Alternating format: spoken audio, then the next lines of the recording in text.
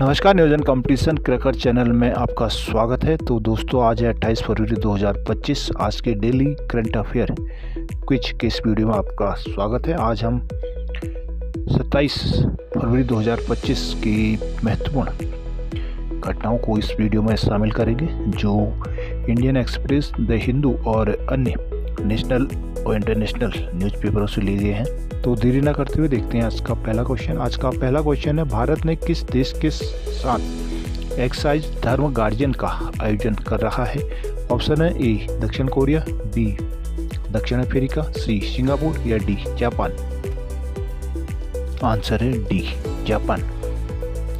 भारतीय नौसेना का एक दल शनिवार को भारत जापान संयुक्त सैन्य अभ्यास धर्म गार्जियन में भाग लेने के लिए जापान को रवाना हो गया है। यह अभ्यास 24 फरवरी से 9 मार्च 2025 तक जापान के ईस्ट फ्यूजी युद्ध प्रशिक्षण क्षेत्र में आयोजित किया जाना है। यह जानकारी रक्षा मंत्रालय ने जारी की है। धर्म गार्जियन एक वार्षिक सैन्य अभ्यास है जो बारी बारी से भारत और जापान में आयोजित किया जाता है। इसका जो पिछला संस्करण हुआ था वो फरवरी मार्च 2024 में राजस्थान में हुआ था। इस अभ्यास का जो मुख्य उद्देश्य है वो शहरी युद्ध और आतंक विरोधी अभियानों में भारत और जापान की सेनाओं के बीच एक बेहतर तालमेल और समन्वय स्थापित करना है। इस सैन्य अभ्यास में भारतीय दल में 120 सैनिक शामिल हैं, जिसमें से अधिकांश मद्रास रेजिमेंट के जवान हैं। इनके साथ एक अन्य यूनिट के सैनिक भी इसमें भाग ले रहे हैं। जापान की ground self defence force JGSTF के 34वें इन्फेंट्री रेजिमेंट के समान संख्या में सैनिक इस अभ्यास में पार्टिसिपेट कर रहे हैं। अगला क्वेश्चन है, ट्राइफेड ने हाल ही में आदिवासी उद्यमिता को बढ़ावा देने के लिए किन संगठनों के साथ MOU मेमोरेंडम ऑफ अंडरस्टैंडिंग पर हस्ताक्षर किए हैं? ऑप्शन है ए भारतीय खाद्य निगम और इसरो, बी निफ्ट और HPMC, या सी नीति आयोग और भारतीय स्टेट बैंक, या डी NTPC और ONGC। आंसर है इसका बी निफ्ट और HPMC।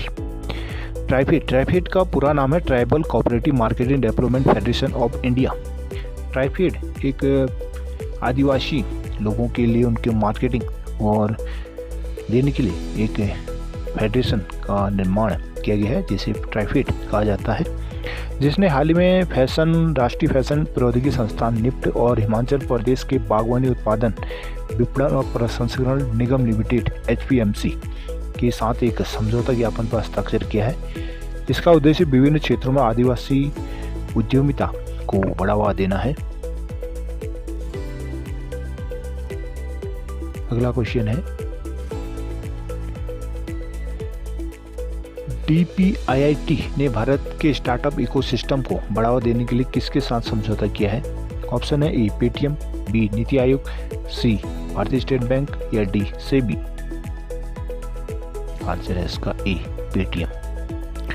DPIIT उद्योग और आंतरिक व्यापार संवर्धन विभाग और पेटीएम के बीच सहयोग एक महत्वपूर्ण पहल की गई है, जिसका उद्देश्य भारत के स्टार्टअप इकोसिस्टम को बढ़ावा देना है। खासकर फिनटेक और विनिर्माण क्षेत्रों में स्टार्टअप को पेटीएम के व्यापक मर्चेंट नेटवर्क तक पहुंच प्राप्त होगी, जिससे उन्हें अपने उत्पादों की टेस्टिंग और वेरिफिकेशन से जुड़ी सुविधा इनके माध्यम से मिलेगी। अगला क्वेश्चन है, केंद्रीय नागरिक उड्डयन मंत्री ने किस एयरपोर्ट पर उड़ान यात्री कैफे का उद्घाटन किया है? ऑप्शन है A Varanasi airport, B Patna airport, C Chennai airport, या डी मुंबई एयरपोर्ट। आंसर है सी चेन्नई एयरपोर्ट। केंद्रीय नागरिक उड्डयन मंत्री राम मोहन नायडू ने चेन्नई और अड्डे पर उड़ान यात्री कैफे का उद्घाटन किया है, जो एक अभूतपूर्व पहल के तहत दूसरी ऐसी सुविधा है। देश के पहले उड़ान यात्री कैफे का उद्घाटन जो 19 दिसंबर 2024 को कोलकाता के नेताजी सुभाष चंद्र बोस अंतर्राष्ट्रीय हवाई अड्डे पर किया गया था। अगला क्वेश्चन है, हाल ही में DRDO और भारतीय नौसेना ने किस नई मिसाइल का सफलतापूर्वक परीक्षण किया है? ऑप्शन है A BrahMos air launched missile, B Prithvi 4 या सी नौसेना एंटी-शिप मिसाइल या डी अग्नि 5। आंसर है सी नौसेना एंटी-शिप मिसाइल। रक्षा अनुसंधान और विकास संगठन DRDO और भारतीय नौसेना ने चांदीपुर में इंटीग्रेटेड टेस्ट रेंज ITR से अपनी तरह की एक पहली नौसेना एंटी-शिप मिसाइल का सफलतापूर्वक फ्लाइट टेस्ट किया है। रक्षा मंत्रालय ने बयान में कहा कि भारतीय नौसेना सी किंग हेलीकॉप्टर से लॉन्च किए गए मिसाइल ने टारगेट पर अपनी क्षमता का पूर्ण प्रदर्शन किया है। अगला क्वेश्चन है, सिमलीपाल टाइगर रिजर्व में किस तरह से आदिवासियों ने विरोध किया है?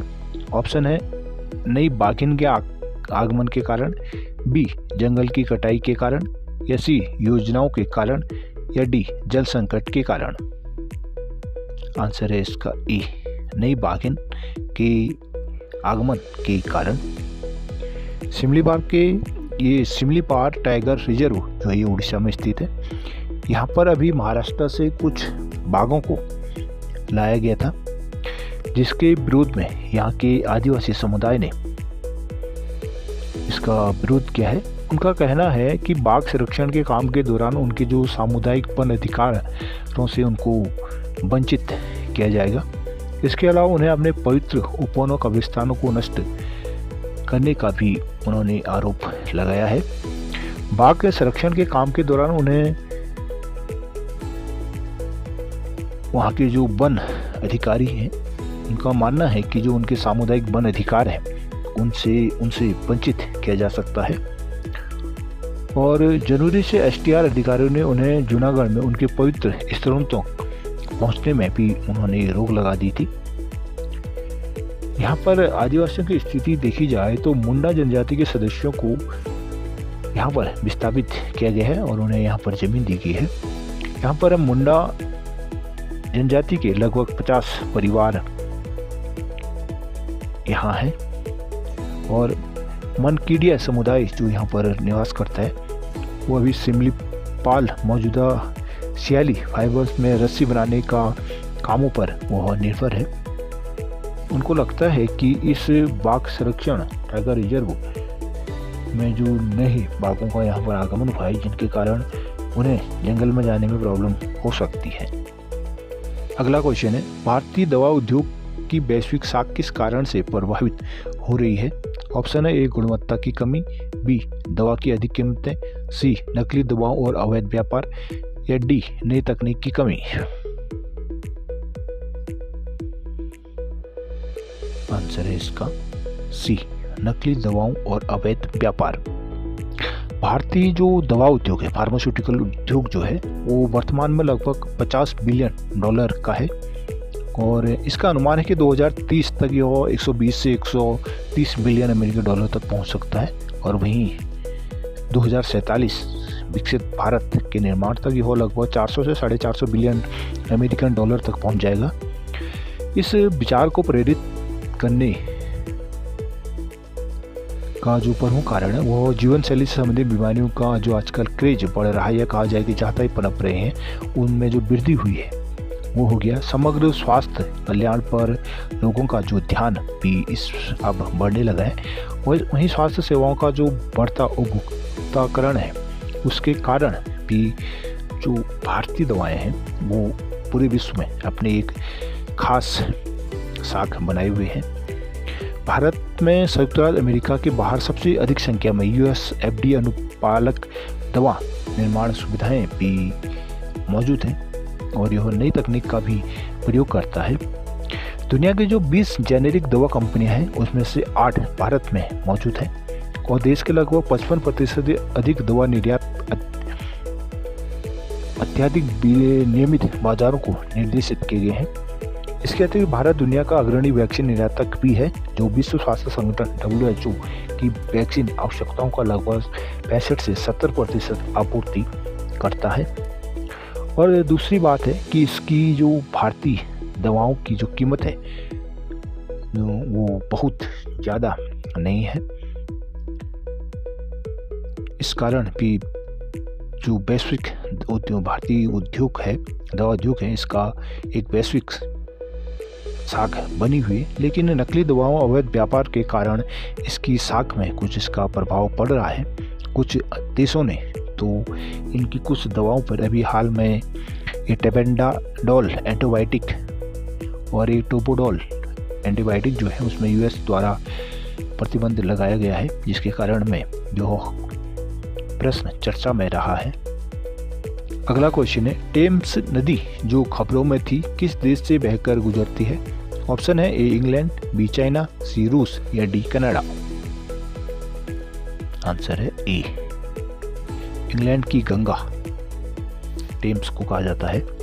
एक अध्ययन में पता चला है कि फास्फोरस के स्तर में 40 साल की गिरावट के बावजूद जलवायु परिवर्तन के कारण टेम्स नदी में शैवालों की संख्या बढ़ रही है। टेम्स दक्षिणी इंग्लैंड में 446 किलोमीटर लंबी बहने वाली नदी है, जो इंग्लैंड की सबसे लंबी और इंग्लैंड की दूसरी सबसे, पूरे यूके की देखा जाए तो दूसरी सबसे लंबी नदी है। यह ग्लॉस्टरशायर में टेम्स हेड से शुरू होती है और टेम्स मुहानों के माध्यम से उत्तरी सागर में बहती है। नदी का जो बेसिन है वो 16,130 वर्ग किलोमीटर में फैला हुआ है और लंदन, ऑक्सफोर्ड और विंडसर जैसे शहरों से होकर यह नदी गुजरती है।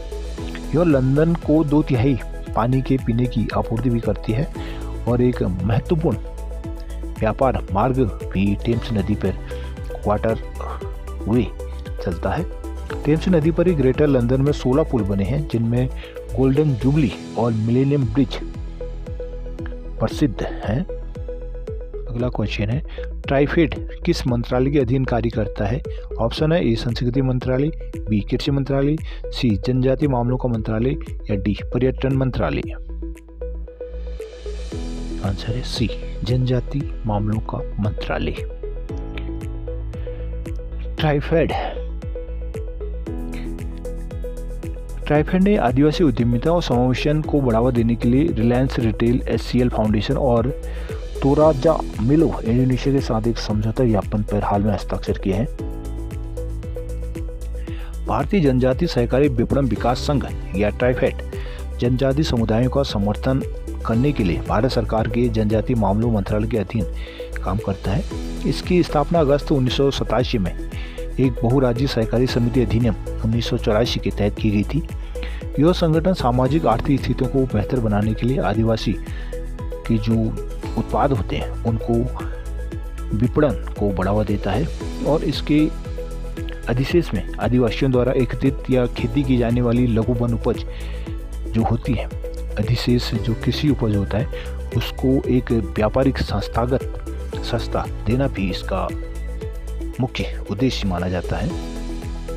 अगला क्वेश्चन है, स्वायत्ती पहल का प्राथमिक उद्देश्य क्या है? ऑप्शन है ए ई कॉमर्स से विदेशी निवेश को प्रोत्साहित करना, बी सार्वजनिक खरीद में महिला उद्यमियों, स्टार्टअप और युवाओं को भागीदारी को बढ़ावा देना, सी बड़ी कंपनी को वित्तीय सहायता प्रदान करना या डी वैश्विक ई कॉमर्स प्लेटफॉर्म की स्थापना करना।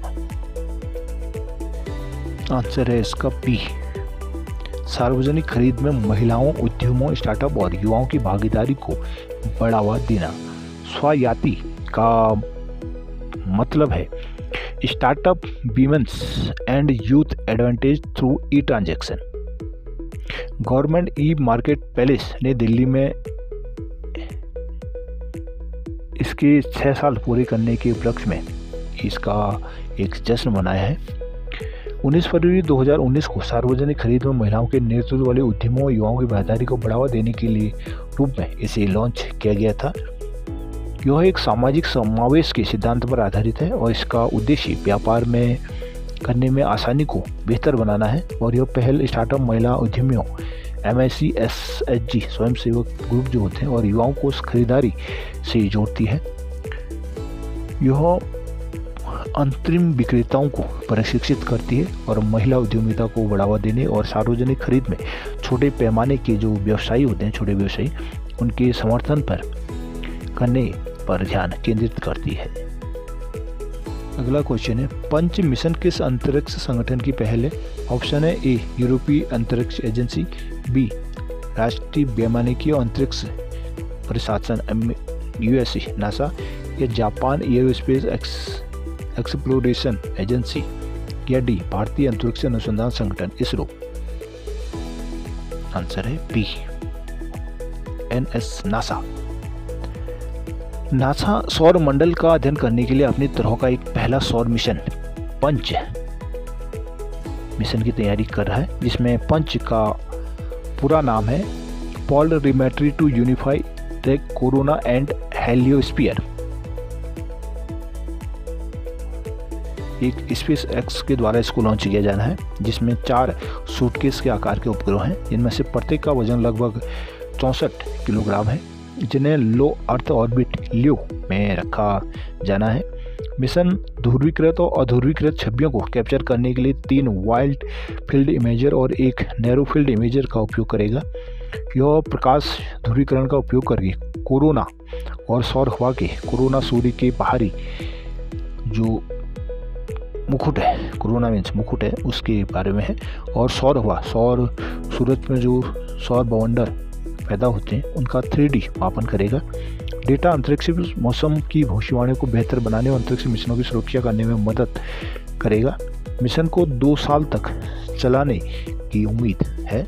अगला क्वेश्चन है, सरस आजीविका मेला 2025 का आयोजन कौन सा शहर कर रहा है?